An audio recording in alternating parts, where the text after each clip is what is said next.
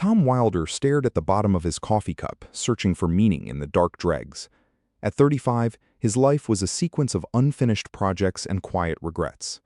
He was a ghost drifting through a noisy world. That afternoon, a woman in a sharp gray suit sat across from him. She introduced herself as Director Vance of the Janus Institute. Vance didn't offer a job. She offered a purpose. "We have built a bridge across yesterday," she said, sliding a silver keycard across the table. "We need someone with nothing to lose to mend the broken threads."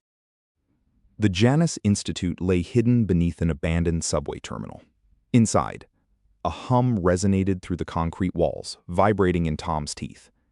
In the center of the subterranean chamber stood the Kronos Cradle, a ring of brass and pulsing blue light.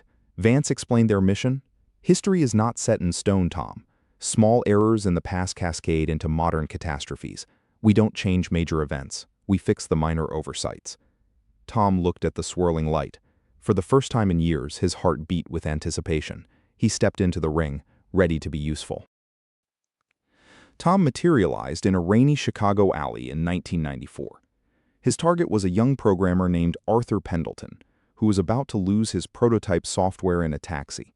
In Tom's present, Arthur's lost code had fallen into malicious hands, fueling a modern cyber warfare crisis.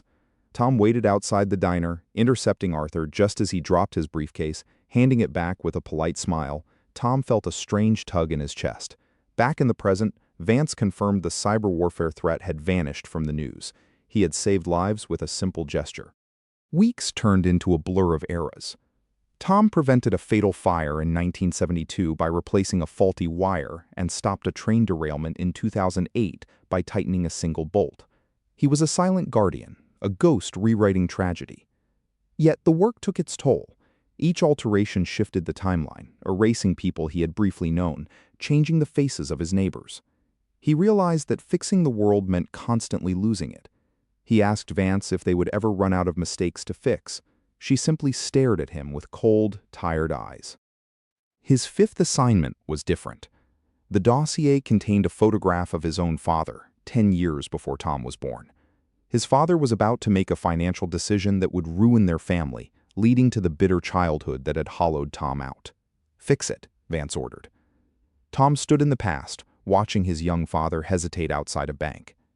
If he intervened, his family would be rich, but he might never become the desperate man Janus recruited. He stood at the crossroads of his own existence, clutching the key to his destiny. Tom let his hand fall. He walked away, leaving his father to make the mistake. He understood now that his pain was the very thing that gave him the empathy needed for this work. Returning to the present, he faced Vance. "I didn't change it," he said. Vance nodded slowly, a rare smile touching her lips. "That was your final test, Tom.